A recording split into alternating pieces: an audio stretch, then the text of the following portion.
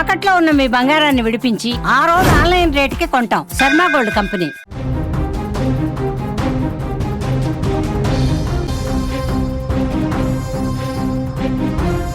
Breaking news చూస్తున్నాం. ఏపీలో liquor scam ప్రకంపనలు రేపుతోంది. మిథున్ రెడ్డి అరెస్టుతో వైసీపీలో ఒక్కసారిగా కలవరం మొదలైంది. ఛార్జ్షీట్లో జగన్ పేరుతో కేసు మరొక మలుపు తీసుకుంది. కేసులో వాట్ నెక్స్ట్ అనే దాని మీద సర్వత్రా ఆసక్తి కనిపిస్తోంది. స్కామ్లో జగన్ కీలకం అని ఆరోపణలు వస్తున్న నేపథ్యంలో జగన్ పాత్రపై విచారణ తర్వాతే నిర్ణయం ఉండబోతుందని తెలుస్తోంది. త్వరలో ఏపీ రాజకీయాల్లో సంచలనం నమోదు కాబోతున్నట్టుగా సమాచారం వస్తోంది. ఆంధ్రప్రదేశ్లో మద్యం కుంభకోణానికి సంబంధించి మిథున్ రెడ్డి అరెస్టుతో వైఎస్ఆర్ కాంగ్రెస్ పార్టీలో కలవరం మొదలైంది. ఏపీలో లిక్కర్ పాలసీ స్కామ్ ప్రకంపనలు రేపుతోంది. ఒక్కో అరెస్టు వైసీపీ పార్టీలో వణుకు మొదలవుతోంది. ఇప్పటికే ఈ కేసు పలువురు అరెస్ట్ అయ్యారు. తాజాగా ఎంపీ మిథున్ రెడ్డిని అరెస్ట్ చేసి జైలుకు తరలించడంతో ఉత్కంఠ రేపుతోంది. ఏపీ లిక్కర్ పాలసీ స్కామ్ కేసులో A4గా ఉన్న ఎంపీ మిథున్ రెడ్డిని సిట్ అధికారులు శనివారం సుదీర్ఘంగా విచారించిన తర్వాత అరెస్ట్ చేశారు. ఆదివారం ఉదయం విజయవాడలోని ప్రభుత్వ ఆసుపత్రిలో వైద్య పరీక్షల అనంతరం ఏసీబీ కోర్టులో మిథున్ రెడ్డిని విచారించారు.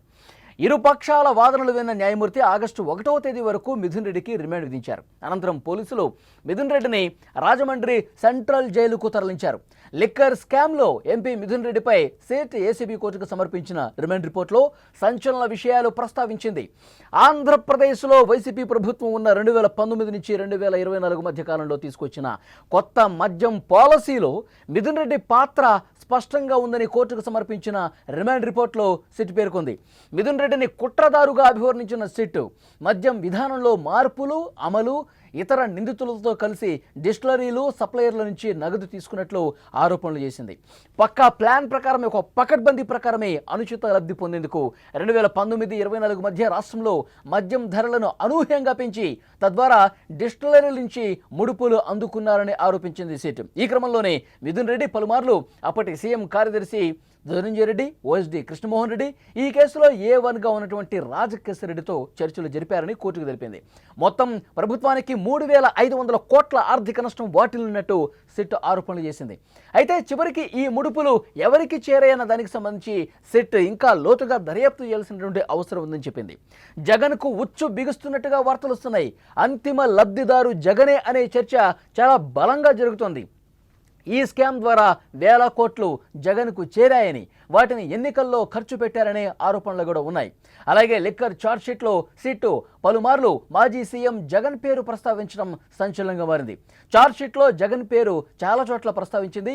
అలాగే ఈ అభియోగ పత్రంలో ఆయన్ను నిందితుడిగా ఇంకా చేర్చలేదు. ఎందుకంటే దర్యాప్తు కొనసాగుతుంది, దర్యాప్తు ఇంకా లోతుగా జరగాల్సినటువంటి అవసరం ఉంది అని చెప్పి సిట్టు భావిస్తోంది.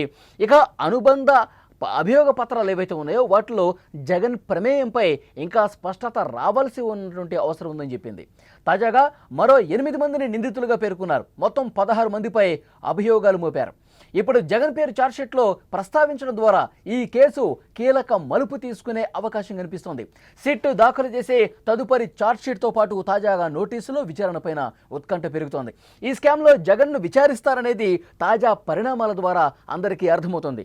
మరి త్వరలో ఏం జరుగుతుందన్న ఒక ఉత్కంఠ అయితే కనిపిస్తోంది. మరి కొద్ది రోజుల్లోనే ఆంధ్రప్రదేశ్ రాజకీయాల్లో ఒక సంచలనం నమోదు కాబోతున్నట్టుగా చాలా స్పష్టంగా అర్థమవుతుంది. ఎందుకంటే ఆంధ్రప్రదేశ్లో లిక్కర్ పాలసీ రూపొందించిన దగ్గర నుంచి ఈ రోజు వరకు కూడా అనేక కోణాల్లో అన్ని విధాలుగా సిట్ దర్యాప్తు చేసినటువంటి నేపథ్యంలో ఈ ప్రిలిమినరీ ఛార్జ్షీట్లో, అంటే ప్రాథమికంగా ఛార్జ్షీట్ ప్రవేశపెట్టినటువంటి ఛార్జ్షీట్లో కూడా జగన్మోహన్ రెడ్డి గారి పేరు చాలా స్పష్టంగా అందులో పేర్కొంది. అయితే జగన్ని నిందితుడిగా ఇంకా చర్చలు, ఎందుకంటే ఇంకా లోతుగా విచారణ జరిపించాల్సినటువంటి అవసరం ఉంది. మరికొన్ని బలమైనటువంటి ఆధారాలు సేకరించాల్సినటువంటి అవసరం ఉంది. కాబట్టి ఇంకా నిందితుడి స్థానంలో జగన్మోహన్ రెడ్డి గారి పేరు ప్రస్తావించలేదు. అయితే ఈ కుంభకోణం ఏ విధంగా జరిగింది, ఏ విధంగా డిస్టిలరీస్ నుంచి డబ్బులు కొలగొట్టారు, ఏ విధంగా ముడుపులు తీసుకున్నారు, ముడుపులు తీసుకున్న దాన్ని జగన్మోహన్ రెడ్డి వరకు చేరే విధంగా ఎలాంటి ప్రయత్నాలు జరిగాయి, తర్వాత డెన్స్ ఎక్కడెక్కడ ఏర్పాటు చేసుకున్నారు, ఏ విధంగా విదేశాలకు పంపించారు, అలాగే గత ఎన్నికల్లో వైఎస్ఆర్ కాంగ్రెస్ పార్టీ అభ్యర్థులకు వాళ్ళు గెలవటం కోసం ఏ విధంగా ఓట్లు కొన్నారు, ఈ అన్ని విషయాలకు సంబంధించి నిందితుల నుంచి సేకరించినటువంటి ఆధారాలు, వాళ్ళ వాంగ్మూలాలు, తీసుకున్నటువంటి డాక్యుమెంటరీలు, వాళ్ళు చేసినటువంటి ప్రయాణాలు, వాళ్ళు కాల్ డేటా కావచ్చు, ఇవన్నీ కూడా ఈ ప్రిలిమినరీ ఛార్జ్షీట్లో చాలా స్పష్టంగా సిట్ అందులో పొందుపరిచింది. ఈ ఛార్జ్షీట్లో అంతిమ లబ్ధిదారు వైఎస్ జగన్మోహన్ రెడ్డి అని చాలా స్పష్టంగా అర్థమయ్యే విధంగా చాలా చోట్ల కూడా జగన్మోహన్ రెడ్డి గారి పేరు ప్రస్తావించినటువంటి పరిస్థితి ఉంది. సో డెఫినెట్గా మరికొద్ది రోజుల్లోనే జగన్మోహన్ రెడ్డి గారికి నోటీసులు ఇవ్వబోతున్నారు అని చర్చ చాలా బలంగా జరుగుతుంది. ఎందుకంటే ఇంకా క్లైమాక్స్కు చేరుకుంది. మద్యం కుంభకోణంకి సంబంధించి పూర్తిగా ఆధారాలు లభ్యమయ్యాయి. అయితే అంతిమ లబ్ధిదారుకు సంబంధించి ఆయన నిందితుడిగా చేర్చాలంటే వారికి సంబంధించిన ఇంకొన్ని బలమైన ఆధారాలు రాబట్టాల్సినటువంటి అవసరం ఉంది. ఇప్పటివరకు ఎవరైతే అరెస్ట్ అయ్యారు, మిథున్ రెడ్డి కావచ్చు, రాజకేశ్ రెడ్డి కావచ్చు, గోవిందప్ప బాలాజీ కావచ్చు, కృష్ణమోహన్ రెడ్డి కావచ్చు, ధనంజయ రెడ్డి కావచ్చు, ఇట్లా ఎవరైతే ఈ కేసులో అరెస్ట్ అయి ఉన్నారో వాళ్ళు ఇచ్చినటువంటి ఆధారాలను బేస్ చేసుకుని మరికొన్ని కీలకమైనటువంటి ఆధారాలు కావాల్సినటువంటి అవసరం ఉంది. కాబట్టి జగన్మోహన్ రెడ్డి గారికి అతి త్వరలోనే ఈ మద్యం కుంభకోణానికి సంబంధించి నోటీసులు ఇవ్వబోతున్నారు. వారిని నోటీసులు ఇచ్చి పిలిచిన తర్వాత, వారిని క్వశ్చన్ చేసిన తర్వాత, మరికొన్ని ఆధారాలు లభ్యం అయిన తర్వాత వారి అరెస్టు కూడా ఉండబోతుందని ప్రచారం చాలా బలంగా జరుగుతుంది. ఒకసారి ఈ మద్యం కుంభకోణానికి సంబంధించి అసలు ఈ ఛార్జ్షీట్లో ఉన్నటువంటి విషయాలు, ఈ మద్యం కుంభకోణాన్ని ఏ విధంగా చేశారో ఒక్కసారి మనం మాట్లాడుకుంటే కనుక 2014 నుంచి 19 వరకు చంద్రబాబు నాయుడు గారు ముఖ్యమంత్రిగా ఉన్నారు. అప్పుడు ఒక మద్యం పాలసీ ఉంది.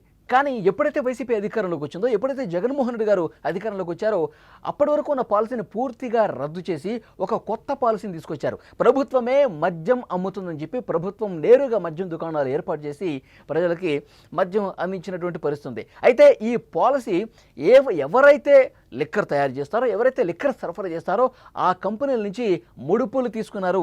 ఎవరైతే ముడుపులు ఇస్తారో, ఎవరైతే కమిషన్లు ఇవ్వటానికి ఆసక్తి చూపుతారో వారికి మాత్రమే ఈ మద్యం కాంట్రాక్ట్ అనేది ఇచ్చినటువంటి పరిస్థితి ఉంది. మద్యం తయారీ అనేది వాళ్ళకి ఎక్కువగా ఆర్డర్లు ఇచ్చినటువంటి పరిస్థితి ఉంది. ఎవరైతే కమిషన్లు ఇవ్వలేదో, ఎవరైతే తాము ఎంత పర్సంటేజ్ అయితే ఇవ్వాలి అని చెప్పేసి అన్నారో ఆ పర్సంటేజ్ ప్రకారం వాళ్ళు ఇవ్వకపోతే, ముడుపులు ఇవ్వకపోతే వాళ్ళకి ఆర్డర్లు కట్ చేసేవారు. సో డెఫినెట్గా ఇచ్చిన వాళ్ళకే పెద్ద ఎత్తున ఆర్డర్లు ఇచ్చారు. ఇందులో రాజకేశ్ రెడ్డి కంపెనీలు ఉన్నాయి, అలాగే మిథున్ రెడ్డికి సంబంధించిన కంపెనీలు ఉన్నాయి. ఎవరైతే ఈ ముడుపులు చాలా ఎక్కువగా ఇస్తారో వాళ్ళకు మాత్రమే ఎక్కువగా ఆర్డర్లు ఇచ్చారని చెప్పి చాలా క్లియర్గా సిట్ అధికారులకు అర్థమైంది. దానికి సంబంధించిన ఆధారాలు కూడా లభ్యమయ్యాయి. అయితే ఒక్కొక్క కేసుకి 150 నుంచి 400 రూపాయల వరకు వసూలు చేశారు. అంటే ప్రతి నెల కూడా ఈ మద్యం సరఫరా డిస్టిలరీస్ కంపెనీ నుంచి 50 నుంచి 60 కోట్లు ప్రతి నెల, మొత్తం ఓవరాల్గా అయితే 3,570 కోట్ల రూపాయల్ని ముడుపుల రూపంలో వసూలు చేశారు. ఇవన్నీ కూడా జగన్మోహన్ రెడ్డి గారికి అత్యంత సన్నిహితం. ఈ వసూలు చేసేదేమో రాజకేశ్ రెడ్డి, వాటిని నేరుగా మిథున్ రెడ్డికి, తర్వాత విజయసాయి రెడ్డికి, గోవిందప్ప బాలాజీ భారతీయ సిమెంట్స్ పూర్తికాలపు డైరెక్టర్గా ఉన్నారు. భారతి గారి ఆర్థిక వ్యవహారాలను చూసే గోవిందప్ప బాలాజీ, వీళ్ళకి ఈ ముడుపులు అనేవి వెళ్ళేవి.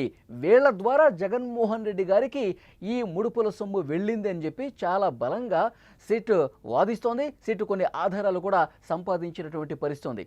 అయితే ఈ అంతిమ లబ్ధిదారుకు చేరిన డబ్బుని తర్వాత ఎక్కడెక్కడికి చేర్చారు అనేది చాలా క్లియర్గా సిట్ దర్యాప్తులో వెల్లడించింది. కొన్ని విదేశాలకు పంపించారు, దుబాయ్ లాంటి కంపెనీలకు దుబాయ్లో పెట్టారు, కొన్ని డెన్స్ ఏర్పాటు చేశారు. అలాగే ఇక్కడ ఎన్నికల్లో 200 నుంచి 300 కోట్ల రూపాయలు ఈ మద్యం సొమ్ము ద్వారానే వీళ్ళు ఎన్నికల్లో ఖర్చు పెట్టినట్టుగా కూడా తెలుస్తోంది.